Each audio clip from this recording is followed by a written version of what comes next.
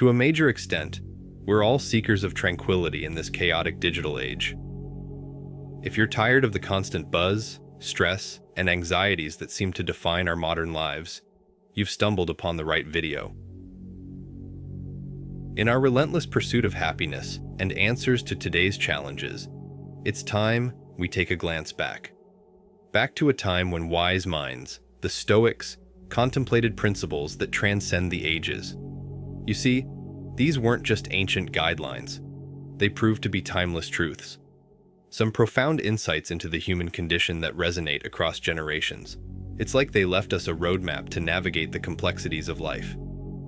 So, why Stoicism? Well, in our pursuit of ease and satisfaction, it's not the problems themselves that trip us up, but how we choose to perceive and tackle them. And that's where the Stoic principles come in.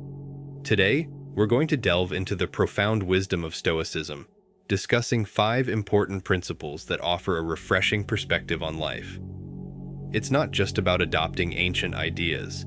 It's about applying them to our daily struggles and finding peace in their timeless relevance.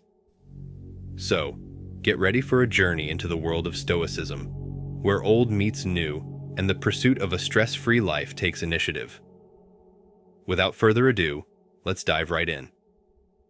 Principle 1. Accept that things will always change. You must come to terms with the fact that nothing stays the same over time. Life works in chapters, and each chapter can last anywhere between 3 to 5 years. After that, our setting changes, our circle changes, our thoughts change drastically. It's a good metric to view your life with. It brings to your attention that maybe it isn't you that's going crazy. Maybe it's simply one of those character-defining shifts which occur every once in a while. In the words of Marcus Aurelius, why should anyone be afraid of change? What can take place without it?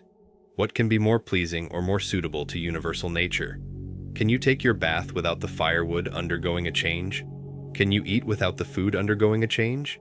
And can anything useful be done without change? Don't you see that for you, to change is just the same, and is equally necessary for universal nature? It teaches us a crucial point. Us humans, as much as we might despise it, have to embrace change instead of fearing it. It might be different from what we expect, but that doesn't mean it won't bring its own joys. We simply have to be open enough to accept it. Principle 2. Take time to reflect internally. In the whirlwind of the hectic world today, the lack of occasional pauses becomes more noticeable. Much like the words of Marcus Aurelius, the very essence of our happiness hinges on the quality of our thoughts. Regular reflections are the mirror that unveils the intricate details of our souls. Amid the chaos, taking a moment to introspect becomes a powerful tool, allowing us to decipher our behavioral patterns, recalibrate our trajectories, and breathe new life into our perspectives. Think of it as a routine system update for the operating system of your life.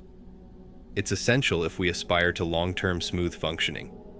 This reflective process encourages us to ponder our actions, learning valuable lessons from mistakes, and enjoying the glory of small victories. The true essence lies in understanding oneself, for it is through this understanding that we pave the path to genuine contentment and enduring peace. So, in the never-ending pace of life, don't forget the transformative power that lies in the simple act of pausing and contemplating your journey. Principle 3. Live in the present, not the future, not the past. Learn to be indifferent to what makes no difference, Marcus Aurelius said. What is it that makes absolutely no impact on your life right now? It's speculation and worry about what's going to happen, or maybe remorse for what's already occurred. At some point, you'll need to face the reality that both are nothing more than water under the bridge. They might impact your life later down the road, but you can deal with it then. Why torment yourself right now? Recall all those moments you've missed simply because you were thinking about something which ended up all right anyways. Seneca puts it really well. True happiness is to enjoy the present, without anxious dependence upon the future, not to amuse ourselves with either hopes or fears, but to rest satisfied with what we have, which is sufficient. for he that so wants nothing. What you possess right now is something you won't get your hands on ever again, and still you seek something invaluable. Principle 4. Welcome adversity. I know what's going through your mind. What do you mean, welcome adversity? Who would do such a thing? People who don't wish to grow and mature, I assume. What's direly needed amongst people today is the love of adversity. Tell me, how is it that you can step out of your comfort zone? How is it that you can prove yourself to the world and to yourself? How is it that you can become the most refined version of your raw potential? When faced with a hardship or a challenge, especially on the back foot, that is when real growth happens. That's when real learning takes place. As Seneca puts it, no man is more unhappy than he who never faces adversity, for he is not permitted to prove himself. Whatever dilemma I'm in, I make sure I note my thoughts somewhere. Over time, I get to go back and reflect how far I've actually made it, and how much more life could still try to teach me. The predicaments I thought I'd never survive. I survived, with all my limbs intact. I recommend you to do the same. It's truly an eye-opening activity. Principle 5. Discover internal fulfillment. Is it your reputation that's bothering you? But look at how soon we're all forgotten. The abyss of endless time that swallows it all. The emptiness of all those applauding hands. Is an emerald suddenly flawed if no one admires it? These are some questions Marcus Aurelius asks himself in his personal journal. They hold truer now than ever. Most live their lives on social media nowadays.